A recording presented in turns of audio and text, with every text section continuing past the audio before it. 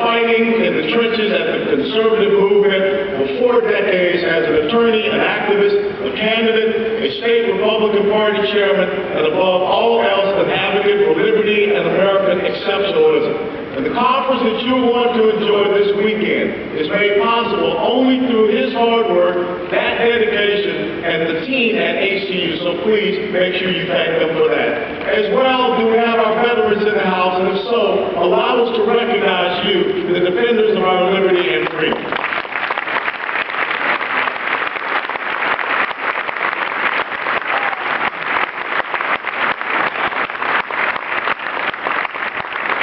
Let me tell you straight.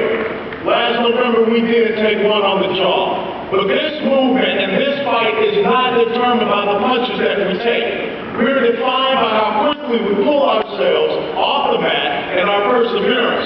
There's no shortage of people telling us what conservatism cannot accomplish, what we can't do, how we cannot connect, how we must change our values to fit the times. Ladies and gentlemen, I want to tell you that that truly is a bunch of malarkey.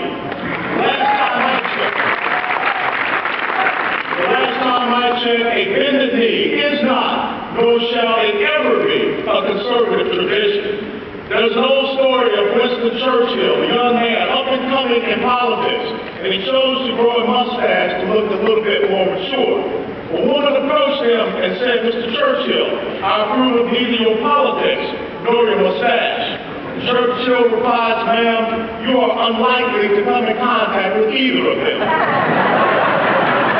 Sir Winston didn't know it, but he was channeling every black conservative American. Folks, I'm speaking from experience when I tell you that there's nothing on this green earth that a liberal progressive fears more than a black American who wants a better life than a small country.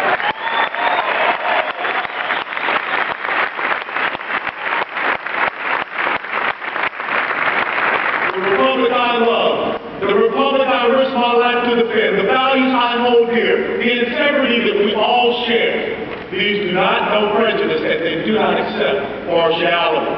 John Marshall spoke of a constitution that was colorblind and neither knows nor tolerates classes amongst its citizens. So how can you not romanticize America? How can you not idealize this great land of dreams? Think of two men standing on a corner, one with $1,000 worth of Burberry clothing on his back, the other with nothing more but a little paper in his wallet and hope for a better future. Conservatives look at both and see the magnificence of freedom and potential. Conservatives understand that there is one dream realized, and then there's another taking its baby steps. Liberals cannot look at those two men without thinking that the rich man prospered only by dipping his hand into the pocket of the poor man. And like it says of the pretenders in Isaiah chapter 29, the American dream is something that they honor with their lips, but their hearts are far from it. Conservatives understand that the power that binds our republic together is fierce independence held high on the shoulders of compassion. We believe in humility and integrity, the spirit of one people bound together under God. We understand that the Constitution was written to control and regulate the government, not the people. I am sick and tired.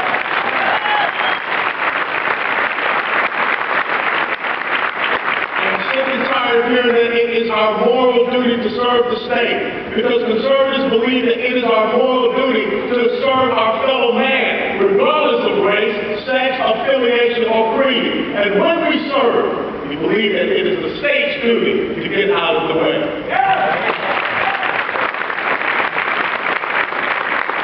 But unfortunately, some of our American brothers are lost in the woods. They have no compass. They have no map. Their GPS satellites are inoperable. But more Americans prefer freebies to freedom. These make the United States will become a fertile ground for tyranny.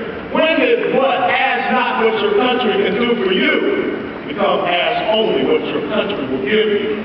Look at California. It's hard to describe that state as being in anything other than the Depression. Californians ask government, what can you do for us? And they got their answer. And every year, thousands of Californians flee that populous paradise for tax-eased, small government oases of America's red states. California is falling victim to the same snake oil that President Obama sold America during this past election. We were told compassion comes not from generosity, but from compliance. We're told kindness means raiding a man's hard-earned wages and sending it off to Washington, D.C., so that they, not you, may go without the courtesies and indulgences. I'm tired of these insufferable lectures of progressivism. Because you know what this conservative says? Compassion comes from a choice, not the liberal definition of the choice. The choice to say, I can do with a little less, so my brother can have a little more. The choice to volunteer with wounded warriors, to adopt an orphan child, to pass on that new iPad, so that you can give to your church, to your hospital. But how can those choices exist if we don't have the freedom to make them? And where's the kindness when a faceless bureaucrat dumps a red stamp on a monthly food ration? Where is love exchanged? Where is the love felt when a state administrator stuffs a welfare check into an outgoing mail? I'm tired of liberals dividing this country up into little groups, setting them upon each other, breeding spite and envy, and then having the nerve to say and accuse conservatives of hatred. It's sad, and it's said in Washington, D.C., 60 miles surrounded by reality. And out in the real world, I see conservatives giving to more charity than liberals, even though their paychecks may be small. In the real world, I see conservatives volunteering at adoption agencies, at churches, at bake sales, and the local American Legion Post, while the only charity of progressive sins is a smug sermon on fair share and what fairness is.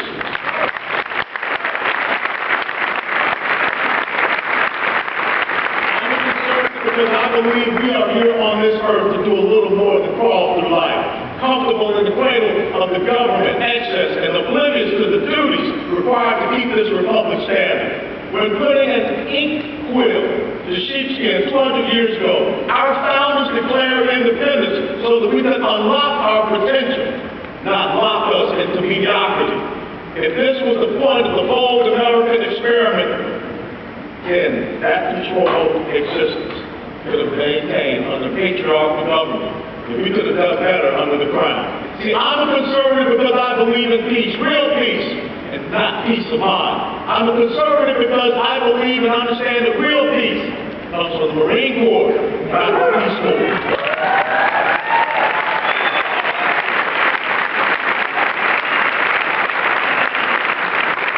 America is more than a government. It is more than an idea. America is more than just a republic. We either keep believing it or we stop living it. Our Constitution sprung forth from the oppressive yoke of tyranny. Some think the battle for this idea ended in Yorktown or with the Treaty of Paris. Make no mistake, the wisdom and sovereignty enshrined in that great document is steady under assault. When I raised my hand as a young Army lieutenant and swore an oath to that Constitution, it was to defend these great United States of America against all enemies, foreign and domestic. And John Adams said, there was never a democracy that did not commit suicide. Well, I hope you are not ready to give up on America yet. I'm not ready to abandon my oath and my values. I'm not ready to resign this free land of free people to the self-inflicted collapse. But we cannot just give lip service to our principles. Now's the time we need a new generation of leaders willing to pick up the torch, carry conservatism high, proud into the 21st century. The American story is defined by its generations. Whenever this great democratic experiment seems condemned to become a minor mention in history's appendix, a brief line next to the Roman and British empires, the generation rises above fear, above chaos, and frees us from fear and doubt. We forget that from time to time, we forget that our freedom was born of fire, from the loaded muskets of militiamen and Concord, where a single shot echoed around the world, to the smoky fields of Antietam and Shiloh, to the windswept French coast, where our greatest generation liberated the continent. We are made of stern stuff. When British tyranny besieged our colonies, we survived. When flames danced from the White House windows in 1812, we endured. When the Union split itself into two, almost perishing from this earth, we rebuilt. When the soup lines of the Depression stretched down shuttered other city blocks. We recovered. When an unstoppable Nazi regime and war machine threatened to extinguish the light of free nations, we triumphed. Ladies and gentlemen, when Barack Obama packs his bags and beats a hasty retreat back to Chicago, we will persevere.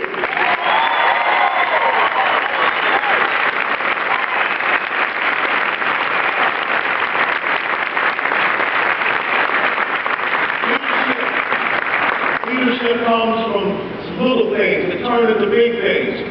During the Civil War, a quiet, ordinary language professor left the comfort of Bowdoin College and joined the Army. He took charge of a regiment, found himself on a little hill near Gettysburg, overrun by the full fury of General Lee's army. Low on ammunition, with enemies all around, Colonel Joshua Lawrence Chamberlain found his courage and his purpose in a single command. I ordered the bayonet. Chamberlain charged, his men followed, and the course of history pivoted with him. Victory for the Union, freedom for the slaves. That quiet, average language professor had the Medal of Honor hung from his neck and went on to serve as the Republican governor of Maine. He was a giant of a man at a time when America needed giants. Patriots, in this 237th year of our republic, on this day, liberty once again needs giants. When our freedoms are quietly and peacefully rubbed out, when the darkness of statism creeps into our lives, when government grows beyond reasonable control, we need a giant with the courage to order that bayonet.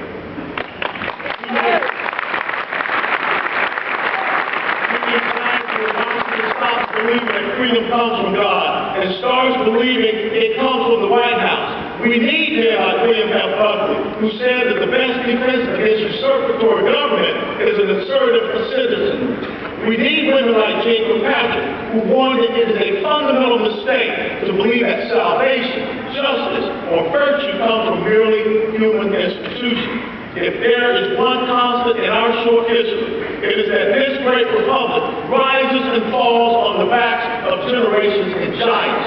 When they are weak, we falter. When they are sturdy, we triumph. Like you, I consider myself part of a unique generation of Americans, a new generation that must continue the tradition of principled conservative leadership once embodied by conservative titans. Ronald Reagan, Barry Goldwater, Bill Buckley, Milton Freedom, Jack Hill, Gene Kirkpatrick, Paul Weyrich, Robert Ford, all have passed their responsibilities on to us. And this proud tradition of conservative leadership, a fellowship that includes each of you, holds one principle above all others: fidelity to the letter of the spirit of our nation's two founding documents, the Constitution and the Declaration of Independence. And as we go forward, we must understand what our duties and responsibilities are. A few weeks back, President Obama trotted out a handful of emergency responders and talked about how badly Republican policies were hurting them. Well, let us not forget that a company in Tennessee will have to lay off 100 workers because of Obamacare's new tax on medical devices. A doctor works his way to prosperity by inventing amazing new tools that have saved lives across the world. But government regulations have become so strict, he has to fly to Europe to test them. Down in Virginia, there's a man who started a Chick-fil-A to provide food for the 9 people living under his roof. He paid his employees above the minimum wage and treated them like family. Now he has to fire or demote him to part-time because he can't keep his business in the black while Obamacare is on the books. Every household in America owes an average of $135,000 on the national debt, and $90,000 of that figure comes from our entitlement programs. And in 2009, the president stood in front of the American people and promised he'd cut the deficit in half. But he promptly turned around and without a single Republican vote, forced a $1.2 trillion entitlement program on the American people. I suppose that's what we call new bad. But we must understand, we saw an example of true leadership.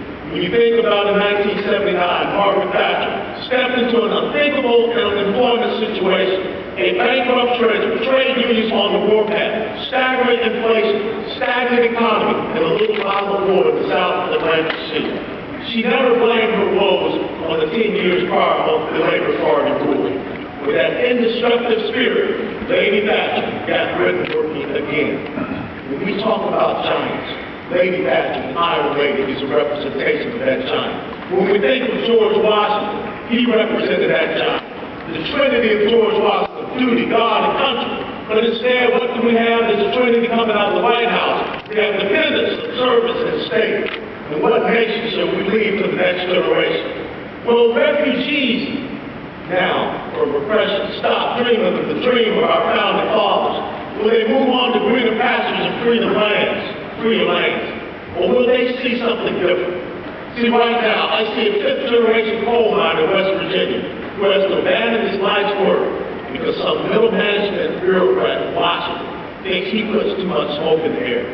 I see a soldier with 4 combat tours of duty, a bronze star, and scraps of metal in his leg, forced to quietly hang up his uniform 2 years before retirement, so some insignificant government administrator can keep his job. Ladies and gentlemen, we cannot proceed in this way.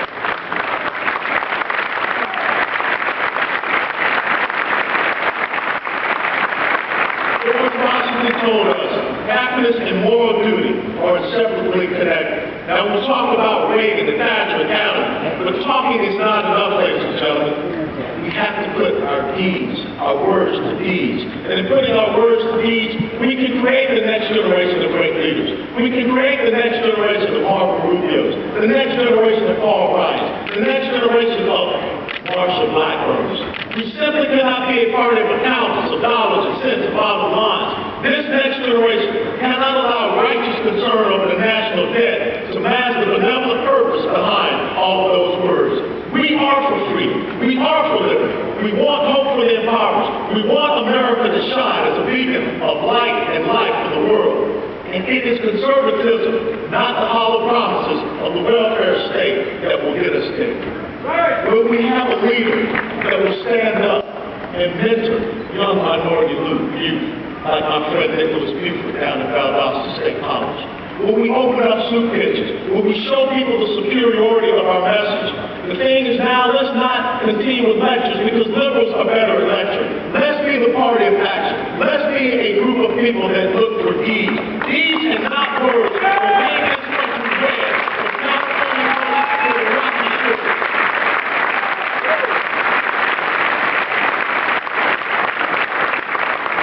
This conference, this audience, these values, all jealously guard conservative identity from liberal wolves in sheep's clothing.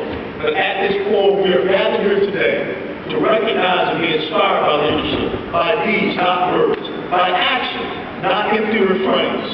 We gather here today from bronze wheat fields to silver peak mountains. From the oak pews of the neighborhood church to the lofty skyscrapers of every city in these great United States.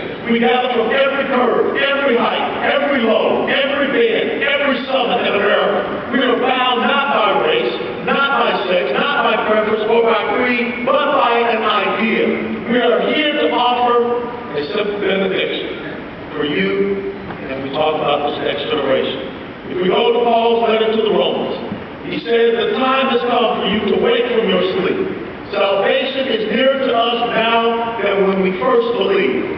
So my fellow conservatives, the night is gone. The day is at hand. Cast off the works of darkness and put on the full armor of light. I welcome you to CPAC.